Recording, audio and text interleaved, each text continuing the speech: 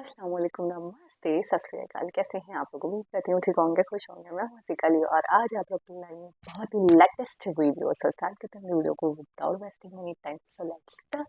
Okay, guys, so video का title है ISRO makes history, world is watching India's SPADEX SPADEX mission get ready for next 10 days. So start करते हैं video.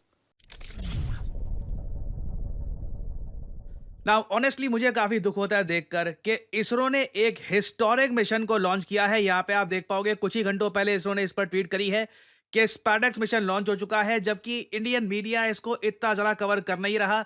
आप अगर foreign media देखोगे तो वहां पे तो ओपनली कहा जा रहा है India has launched a new mission that it calls a vital stepping stone in its bid to become a space superpower.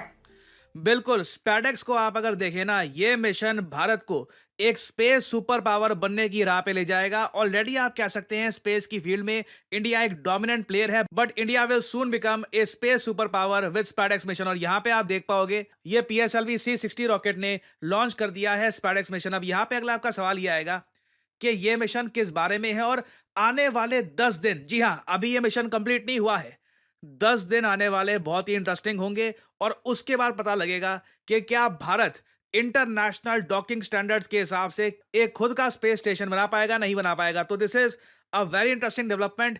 सबसे पहले जानते हैं, ब्रीफ में आपको बताऊंगा कि स्पैडेक्स मिशन है क्या, और फिर हम जानेंगे कि आने वाले 10 दिन ये इंटरेस्टिंग क्यों होने वाले हैं। अब यहाँ पे आपके माइंड में सवाल आएगा कि ये मिशन इतना खास है क्यों और इसकी कॉस्ट क्या है। देखो, टोटल कॉस्ट इस मिशन की आप कह सकते हैं ये आराम से 330 करोड़ या 340 करोड़ के आसपास है। और अगर आप यहाँ पर ये पूछ रहे हैं, पहले तो मैंने कहा था प्रीवियस वीडियो में कि इसकी कॉस्ट 130 करोड़ के आसपास होगी। वेल, मैंने उस वक्त लॉन्च की कॉस्ट को काउंट नहीं किया था, तो अगर हम लॉन्च की कॉस्ट को भी अगर हम ऐड कर दे तो टोटल कॉस्ट यहाँ पर 330 करोड़ की बैठती है। और इसमें हुआ क्या है कि इसरो ने 2 सैटेलाइट्स को अंतरिक्ष में लॉन्च कर दिया है। वैसे बहुत सारी और भी सैटेलाइट्स लॉन्च करी गई है, वो वेरियस और साइंटिफिक पर्पसेस के लिए है। अभी हमारा फोकस रहेगा स्पैडेक्स मिशन पर, ठीक है। तो धरती के सरफेस से 470 किलोमीटर ऊपर 2 सैटेलाइट्स इसरो ने लॉन्च कर दी है। दोनों का वजन 200 केजी है, कंबाइंड वेट 400 केजी हो गया। और अब अंतरिक्ष में देखिए इसरो परफॉर्म करके दिखाएगा डॉकिंग मिशन। अब यहाँ पे आप कहोगे अच्छा ठीक है, अंतरिक्ष में ये दोनों सैटेलाइट्स ये मर्ज हो जाएंगी ना। ये जो सैटेलाइट है इसका नाम है टारगेट, क्योंकि ये काफी हद तक अपनी जगह पर रहेगी, this will not move a lot. और ये जो सैटेलाइट है इसका नाम है चेसर, ये मूव करेगी इस सैटेलाइट की तरफ और दोनों डॉकिंग करके दिखाएंगे अंतरिक्ष में। अब यहाँ पे आप कहोगे अच्छा दोनों एक दूसरे की तरफ मूव क्यों नहीं कर रहे। ये जो 10-11 दिन का भी हमको वेट करना पड़ेगा। दोनों जो सैटेलाइट है ये अंतरिक्ष में तो चली गई हैं, अभी इनको 10-11 दिन लगेंगे। दोनों सैटेलाइट्स धीरे धीरे डिस्टेंस जो है कवर करेंगी और फिर इंडिया डॉकिंग करके दिखाएगा अंतरिक्ष में। दुनिया में सिर्फ 3 देश हैं जो अंतरिक्ष में डॉकिंग कर सकते हैं, USA, चाइना, रशिया, और इसमें चौथा देश बन जाएगा इंडिया। और यहाँ पे आपको लॉजिक समझना होगा, अगर दोनों ये यहाँ पे ऑब्जेक्ट्स एक दूसरे की तरफ बढ़ना स्टार्ट कर दे तो उस केस में देखिए एक्सीडेंट हो सकता है, डॉकिंग फेलियर भी हो सकता है। क्योंकि हम लोग ये चाहते हैं कि इवेंचुअली ये जो दोनों सैटेलाइट्स हैं ये और जरा करीब आए और इस तरीके से जो डॉकिंग मैकेनिज्म यहाँ पे आप देख रहे हो प्रॉपरली इंटरलॉक करके इंडिया डेमोन्स्ट्रेट करे दुनिया को कि इंटरनेशनल डॉकिंग स्टैंडर्ड्स के हिसाब से भारतीय डॉकिंग स्टैंडर्ड काम करता है। हम लोग कल को कुछ भी अंतरिक्ष में क्रिएट कर सकते हैं and we can even make our own space station. ये जो सारा एनिमेशन है ये इसरो का मैं आपको दिखा रहा हूं। इसरो ने यहाँ पर यह कहा है कि जिस तरीके से डॉकिंग हम डेमोन्स्ट्रेट करेंगे ना स्पैडेक्स मिशन में, इसी तरीके से डॉकिंग कर करके कल को हम खुद का एक भारतीय स्पेस स्टेशन अंतरिक्ष में बना पाएंगे। क्योंकि ये जो स्पेस स्टेशन का मॉडल आप देखोगे ना, ये सारा स्पेस स्टेशन इकट्ठा तो हम लॉन्च कर नहीं पाएंगे, दिस विल बी ह्यूमंगस। यहाँ पे आप देख पाओगे डॉकिंग करके ना, एक डॉकिंग यहाँ पर हो रखी है, एक डॉकिंग हमने यहाँ पर करी है, यहाँ पर बहुत बार डॉकिंग करके इंडिया खुद का स्पेस स्टेशन अंतरिक्ष में बनाएगा। International space station, Chinese space station सभी इसी तरीके से बनते हैं। और अगर यहाँ पे आपका सवाल ये है कि ये इंटरनेशनल डॉकिंग स्टैंडर्ड क्या होता है और ये भारतीय डॉकिंग स्टैंडर्ड क्या है, ये मैं आपको थोड़ा सा समझाता हूं। अंतरिक्ष में डॉकिंग करना देखिए बहुत ही मुश्किल कार्य है। 1970 से ही आप देख लीजिए कई कंट्रीज लगातार फेल हो चुकी है अंतरिक्ष में डॉकिंग करने से और उसकी वजह से एक्सीडेंट्स होते हैं। काफी बार एस्ट्रोनॉट्स की जान खतरे में भी आ जाती है। फॉर एग्जाम्पल इधर आप देख पाओगे 1974 का आर्टिकल है। उस वक्त USSR के जो एस्ट्रोनॉट्स थे ये धरती पर वापस आ गए थे क्योंकि स्पेस डॉकिंग अंतरिक्ष में फेल कर गई थी। कई बार रशिया की स्पेस डॉकिंग फेल कर चुकी है, इवन यूएस की डॉकिंग फेल कर चुकी है। दिस इज नॉर्मल, क्योंकि आप अंतरिक्ष में जब आप दो बड़ी ऑब्जेक्ट्स को कनेक्ट करने की कोशिश करते हैं, छोटा सा माइन्यूट एरर भी इट कैन प्रूव डिजास्ट्रस। जो भी मैंने आपको एनिमेशन में दिखाया ना डॉकिंग, ये एक बहुत ज्यादा कठिन कार्य होता है। एक बार को आंखों को लगता है कि हाँ बहुत ही नेचुरल होगा, ये डॉक करना काफी इजी होगा, मगर कई बार ह्यूमन बीइंग्स इसमें फेल कर चुके हैं।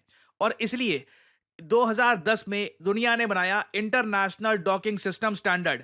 इसके अंदर देखिए, दुनिया भर में कोई भी देश अगर डॉकिंग मैकेनिज्म खुद का बनाता है तो सर्टन मेजरमेंट, सर्टन तरीके से एक डायमीटर लेकर उसको अपना डॉकिंग बनाना होता है, ताकि कल को अगर कहीं भी किसी को डॉक करना हो, अगर मान लो इंडियन किसी सैटेलाइट को डॉक करना हो इंटरनेशनल स्पेस स्टेशन में या फिर किसी और कंट्री के स्पेस स्टेशन में, तो वहां पर प्रॉब्लम ना आए। बेसिकली साइज में यूनिफॉर्मिटी इससे आ जाती है। और एक इंटरेस्टिंग बात मैं आपको ये बता रहा हूं, भारत ने इंटरनेशनल डॉकिंग सिस्टम के अंडर कोशिश करी कि डॉकिंग टेक्नोलॉजी हम इंपोर्ट कर ले बाहर से, मगर उसमें हमको इतनी हेल्प मिली नहीं।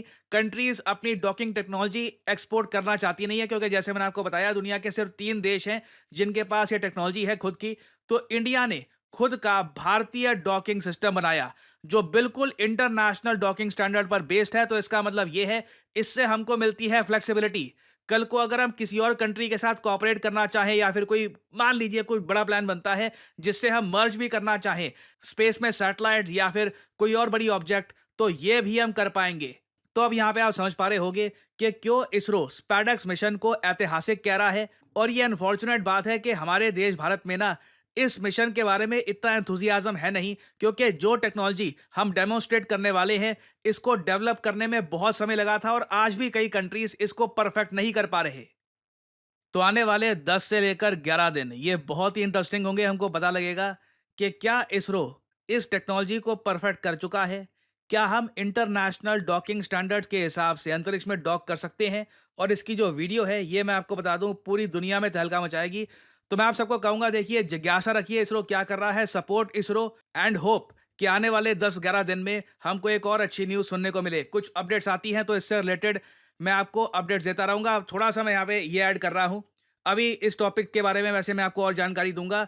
नए साल में स्टडी IQ के ही अंडर मैं आपको एक नए चैनल पर दिखूंगा। ये मैं इसलिए कर रहा हूं ताकि अभी देखो स्टडी IQ में बहुत सारी वीडियोस अपलोड होती हैं और काफ़ी बार आपको मेरी वीडियोस ढूंढने में प्रॉब्लम भी आती है। तो स्टडी IQ के ही अंडर हम एक नया चैनल ओपन करेंगे जहां पे सिर्फ आपको मेरी वीडियोस मिलेगी, ताकि आप आराम से सभी वीडियोस देख पाए और सभी वीडियोस की नोटिफिकेशन आपको आराम से मिलती रहे। फाइनली आप लोगों से यहाँ पे मैं एक सवाल पूछूंगा। क्वेश्चन ये है कि कौन सा देश है जो दुनिया की 14.3% ग्लोबल रेमिटेंसेस अकेला लेकर गया है 2024 में। रेमिटेंस होते हैं कि किसी कंट्री के वर्कर्स जो अपने देश से बाहर जाकर पैसा कमाकर वापस लाते हैं अपने कंट्री में।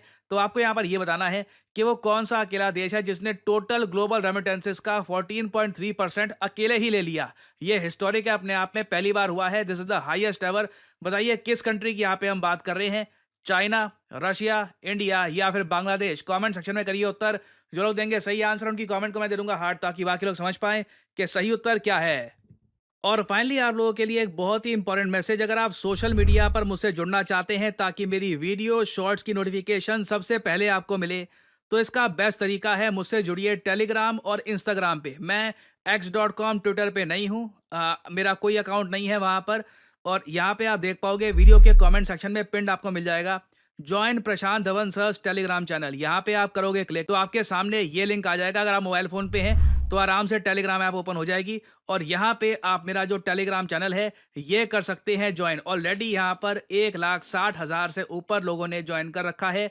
नोटिफिकेशन पाने का बेस्ट तरीका है। बाकी आप अगर इंस्टाग्राम पे हैं तो बिल्कुल नीचे जो लिंक है इंस्टाग्राम का इस पे करिए क्लिक, और मेरा जो इंस्टाग्राम पेज है यहाँ पे आप कर सकते हैं फॉलो। इधर यहाँ पे एक स्पेशल ग्रुप भी है, वहाँ पे करीब 8,000 लोग ज्वाइन कर चुके हैं। वहाँ पर मेरी सारी वीडियोस की नोटिफिकेशन लगातार यहाँ पे आपको मिलती रहेगी और साथ ही साथ मैं यहाँ पर शॉर्ट्स भी अपलोड करता रहता हूँ और वेरियस और जो फ्यूचर में डेवलपमेंट्स होंगी वो भी यहाँ पे मैं पोस्ट करता हूँ।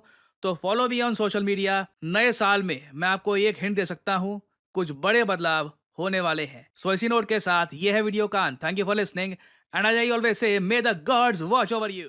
एक बहुत बड़ा मिशन और इसके ऊपर मैं ये कहूँगी कि सबकी नज़रें टिकी हुई हैं। अच्छा, आजकल का मीडिया मुझे लगता है प्रॉपर्ली वर्क कर नहीं रहा जैसे करना चाहिए। जैसे उन्होंने बताया कि हमारा मीडिया, बहुत दुख की बात है, बहुत अफसोस की बात है कि हमारा मीडिया वैसे इसको कवर कर नहीं रहा, लेकिन दूसरे देश इसको कवर कर रहे हो। ये अपने आप में बहुत बड़ी बात है, ये कोई आम बात नहीं है, क्योंकि दुनिया में देखा जाए तो सिर्फ रशिया, चाइना और यूएस के बाद अब इंडिया है जो इस टेक्नोलॉजी को ला रहा है। और मेरी तो यही दुआ है कि कामयाबी ज़रूर नसीब होगी। और सबसे ख़ास बात मुझे वीडियो की ये लगी कि चाहता इंडिया ये था कि हम इंपोर्ट कर लें, किसी देश से या कंट्री से ले लें ये टेक्नोलॉजी, लेकिन किसी ने भी नहीं दिया। तो बाद में उन्होंने बोला कि ठीक है, नहीं दोगे तो कोई मसला नहीं, हम अपनी खुद बना लेंगे। ये होता है कॉन्फिडेंस, ये होना चाहिए इंसान के अंदर, एक आत्म सम्मान जो होता है, एक अपनी सेल्फ रिस्पेक्ट भी होनी चाहिए कि भाई हमने मांगा, नहीं मिला, कोई मसला नहीं, हम खुद बना कर दिखा देंगे। हमारे सामने दुनिया क्या बेचती है, ये जो गिने चुने देश हैं इसकी लिस्ट में हम भी आकर दिखाएंगे। और इस स्पेस में बेशक बिलाशुबा स्पेस की फील्ड में मैं ये कहूँगी, इंडिया एक ऐसा देश है जिसने बहुत तेज़ी से और जिसने बहुत मतलब तेज़ी से भी और जिसने बहुत ज़्यादा तरक्की करी है। यानी कि कुछ पिछले कुछ सालों के अंदर ही हम देखें, मुझे याद है कि एक बहुत ही ब्रीफ और डिटेल्ड वीडियो देखी है मैंने स्पेस के हवाले से, तो बहुत तेज़ी पकड़ी है इसरो ने, बहुत तेज़ी से काम किया है पिछले चंद सालों में। नहीं तो जिस तरीके से इसका स्टार्ट हुआ था, जिस तरीके से इसरो की नींव रखी गई थी, जिस तरीके से मुझे आज भी याद है वो मंज़र के साइकिल के ऊपर एक रॉकेट लाया गया था और जगह ना होने के बावजूद काम चलाया गया था, काम किया गया था, अपनी मेहनत, अपनी लगन से बहुत सारी कामयाबियां अचीव की हैं इसरो ने, और आगे भी मुझे लगता है कि नाकाम नहीं होने वाला। और एक हिस्टोरिक, वाकई एक हिस्टोरिक ओकेजन होगा जब कामयाब होगा इसरो। अपने इस मिशन में भी 2 सैटेलाइट्स को छोड़ दिया गया है और मज़ीद आगे भी मज़ीद काम है, लेकिन स्पेडेक्स के थ्रू ये जो मिशन है ये अपने, मुझे ऐसा लग रहा है कि स्टार्ट कर दिया गया है, शुरुआत हो गई है इस मिशन की। अब 10 से 12 दिनों के अंदर इसका रिज़ल्ट आ जाएगा, दुनिया के सामने होगा कि इंडिया ने भी अपना नाम इस लिस्ट में शामिल कर दिया। इंडिया ने भी एक तारीख़ रकम की है और मुझे ऐसा लगता है कि इंडिया दिन ब दिन इसी तरीके से तरक्की करता रहेगा। अच्छा, ये डॉकिंग टेक्नोलॉजी जो है, ये इसके हवाले से भी बताया गया है कि दुनिया की जो डॉकिंग टेक्नोलॉजी है उसको बड़ा यूनिफॉर्म रखा गया है, एक स्टैंडर्ड साइज़ रखे गए हैं, चीज़ें रखी गई हैं ताकि आगे जाके परेशानी ना हो। फिर एक उन्होंने इंसिडेंट बताया 1974 का बताया उन्होंने कि जी उसमें ये हुआ था कि डॉकिंग टेक्नोलॉजी के हवाले से जो टेस्ट्स वगैरह हो रहे थे तो उससे काफ़ी डिज़ास्टर हुआ था और रशिया के काफ़ी सारे साइंटिस्ट वापस आ गए थे क्योंकि उसकी वजह से काफ़ी नुकसान हुआ था, काफ़ी मसले मसाइल हुए। तो ये चीज़ अपने आप में बहुत आसान नहीं है इसको करना। जैसे अब मुझे वाकई वीडियो देखकर ऐसा लगा था बस कुछ नहीं है जी, स्पेस में जाना है, दोनों का मिलना है, उसके बाद जी कलेक्ट करेंगे जो भी सैंपल हैं, जो भी चीज़ें हैं, लेकिन ये इतना आसान नहीं है। इसको देखकर जितना ये इजी लग रहा है, इजी पीजी सा लग रहा है, लेकिन इसके पीछे बहुत टेक्नोलॉजी है, बहुत दिमाग है, बहुत मेहनत है। तो अब देखते हैं कि इसरो की मेहनत रंग लाती है या नहीं लाती है। होपफुली मुझे तो उम्मीद अच्छी ही लग रही है, अच्छी ही दिखाई दे रही है, लेकिन थोड़ा सा डर और खौफ भी लग रहा है। जैसे इन्होंने बताया कि दुनिया की बहुत सारी कंट्रीज़ हैं जिन्होंने इस टेक्नोलॉजी को करने के लिए काफ़ी मेहनत की थी, कई बार ट्राई भी किया लेकिन नाकाम हुए। अब देखते हैं कि इसरो के नसीब में ये विजेता, ये सक्सेस है या नहीं है। दोबारा किसी और वीडियो के साथ आपसे मुलाकात होगी, जब तक अपना बहुत सारा ख्याल रखें। अल्लाह हाफ़िज़।